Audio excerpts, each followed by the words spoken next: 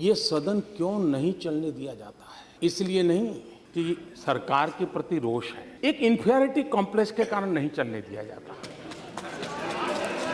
क्योंकि विपक्ष में भी ऐसे होनहार सांसद है, ऐसे तेजस्वी सांसद है, और मैं मानता हूं उनको सुनना, उनके विचार अपने आप में एक बहुत बड़ी एसेट है। लेकिन अगर सदन चलेगा तो उनको बोलने का अवसर मिलेगा, अगर वो बोलेंगे तो बहुत उनकी जय जयकार होगी, तब हमारा क्या होगा ये चिंता सता रही है।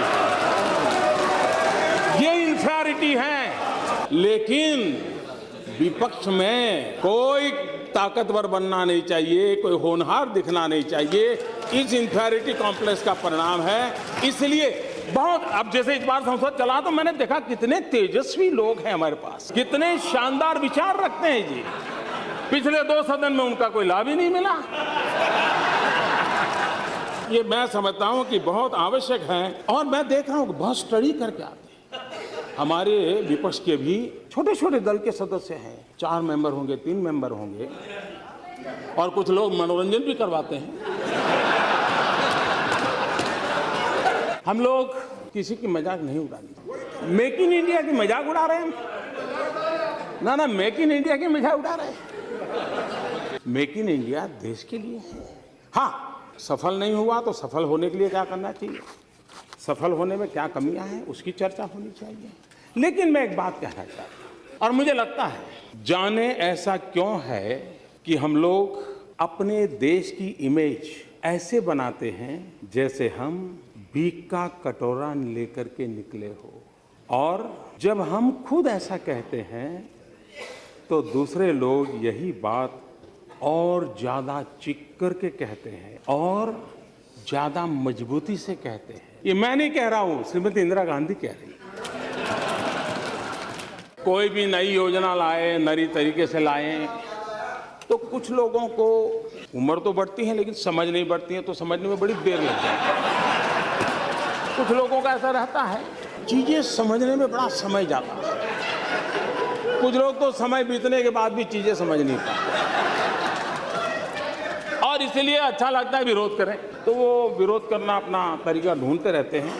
और इसलिए मैं एक पीड़ा कहना चाहता हूं, हमारे देश में बहुत सी दिक्कतें हैं, ज्यादातर ऐसी है जो बहुत पुरानी है।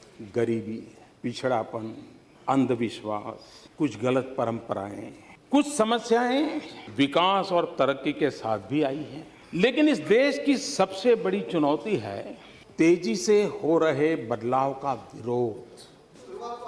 ये विरोध पढ़े लिखा तबका भी बहुत मुखर तरीके से करता है। जैसे ही कोई खास काम आगे बढ़ता है, 100 कारण बताए जाने लगते हैं कि ये काम क्यों नहीं करना चाहिए।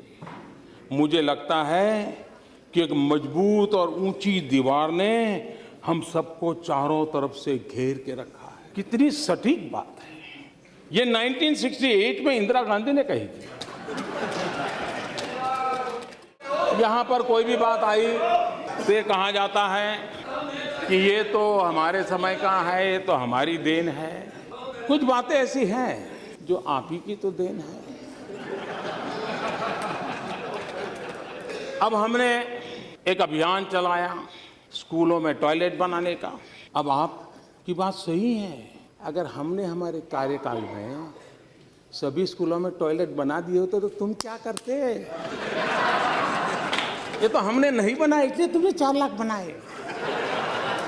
ये आप ही की तो देन है।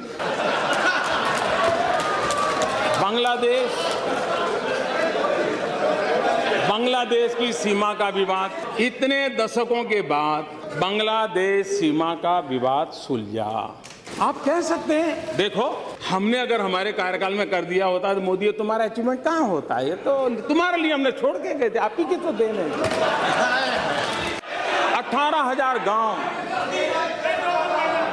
आजादी के इतने सालों बाद अंधेरे में डूबे हुए हो, और अगर हम उन गांवों में बिजली पहुंचाए तो आप गर्व से कह सकते हो कि मोदी जी ये 18,000 हमारी तो देन है, तभी तो आप कर रहे हो।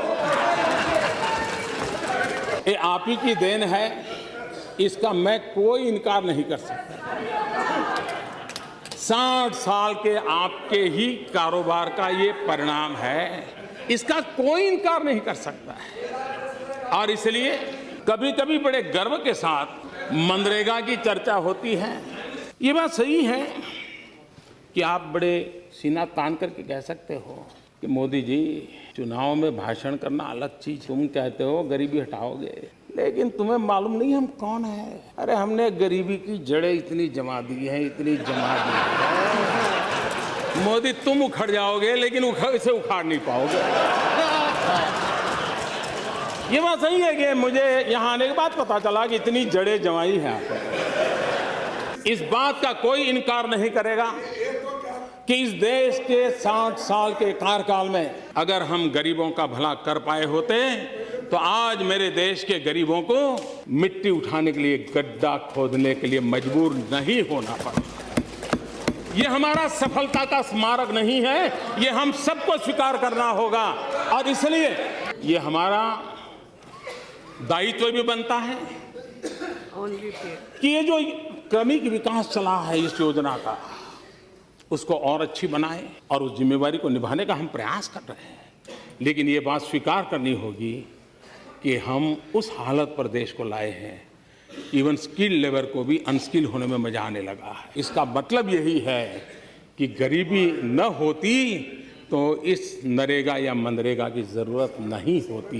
लेकिन ये सच्चाई है और मैंने आकर के देखा कि ऐसी गरीबी की जड़ों को जमा दिया गया है तो उसको उखाड़ फेंकने के लिए मुझे भारी मेहनत करनी पड़ रही है। आदरणीय खड़गे जी ने कहा था कि मनरेगा में भ्रष्टाचार बहुत है। मैं आपके साथ 1000% सहमत हूं,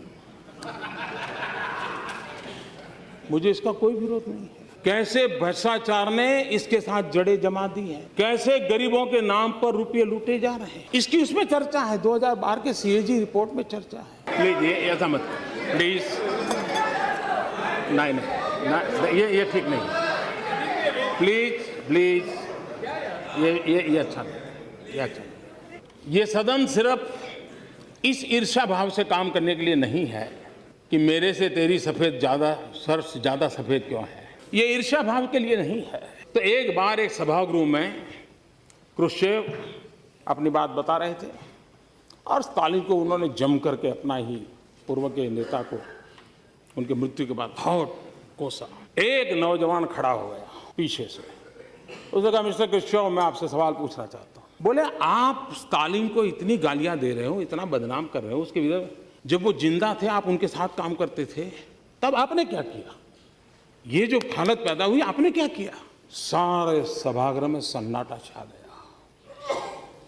जब सभागृह में सन्नाटा छा गया और कुछ पल के बाद क्रुश्चेव ने कहा, जिसने सवाल खड़ा किया है वो जरा खड़े हो जाओ।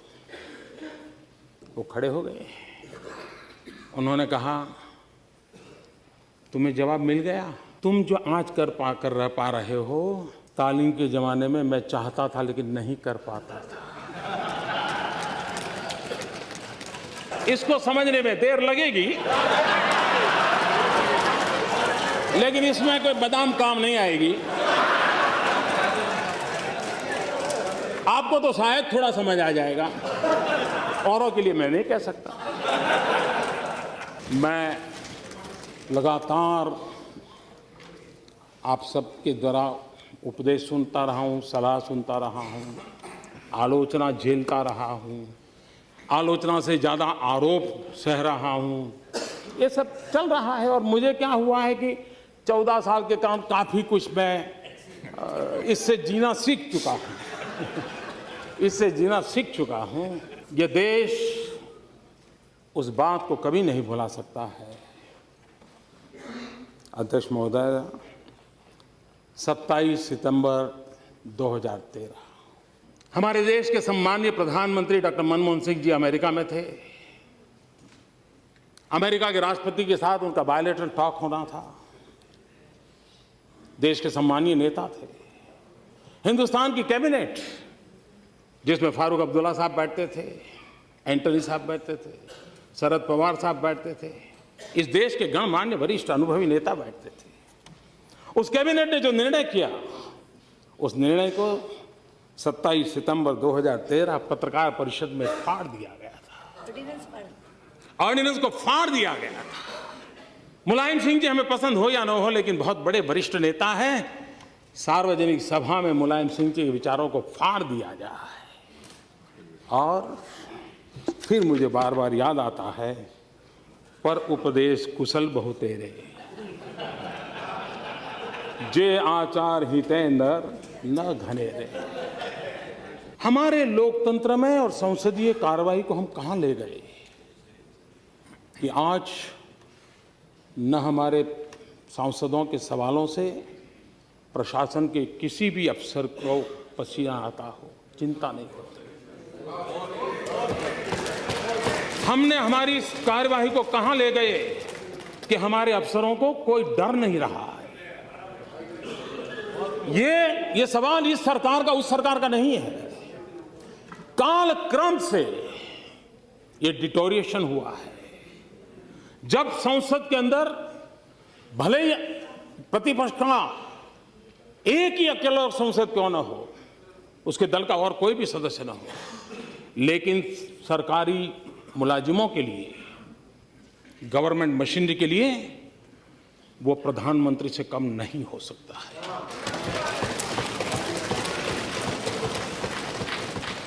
लेकिन आज मैं चाहता हूं हम लोग तय करें, तू मैं हम करेंगे। आप मुझे कोसेंगे, मैं आपको कोसूंगा, और अफसर ताली बजाते हैं, मजा लेते हैं। ये लंबे अरसे की बीमारी आई है। इस सदन में विपक्ष का शब्द की उनके लिए महत्वपूर्ण हो। ये जनप्रतिनिधि है, ये देश के लोग हैं। ये स्थिति लानी है तो ये हम तू मैं करके जो स्कोरिंग करते हैं, मीडिया में छा जाते हैं, हमको लगता है कि हमने बहुत कुछ कर लिया, लेकिन अफसरशाही की अकाउंटेबिलिटी खत्म होती जा रही है। लोकतंत्र में हम लोग तो हर 5 साल जनता को हिसाब देंगे, आएंगे नहीं आएंगे चलता रहेगा, लेकिन उनका हिसाब लेने के लिए यही एक जगह है। यह सरकार को भी कल सुधरना चाहिए, इस सरकार में भी सुधार आने चाहिए, और आपकी मदद के बिना नहीं आएंगे जी। आपकी मदद चाहिए मुझे, आप लोगों का साथ चाहिए, आपके अनुभव का मुझे लाभ चाहिए। मैं नया हूं, आप अनुभवी लोग हैं, आइए कंधे से कंधा मिलाकर के हम चलें और कुछ अच्छा काम कर करके देश के लिए दे करके जाएं। सरकारें आएगी जाएगी, लोग आएंगे जाएंगे, बिगड़ती बनती बात चलेगी। ये देश अजरा अमर है, देश रहने वाला है, और देश की पूर्ति के लिए हम लोग काम करें। इसी एक अपेक्षा के साथ फिर एक बार राष्ट्रपति जी को आदरपूर्वक मैं अभिनंदन करता हूं, उनका धन्यवाद करता हूं। बहुत बहुत धन्यवाद। तो वजीर आजम रियाद में एक तोप को देखे, तोप को आगे पीछे राउंड मारे, उसके देखकर फिर एक सऊदी शेख खड़ा हुआ था, उससे पूछे ये कितना दूर फेंकती।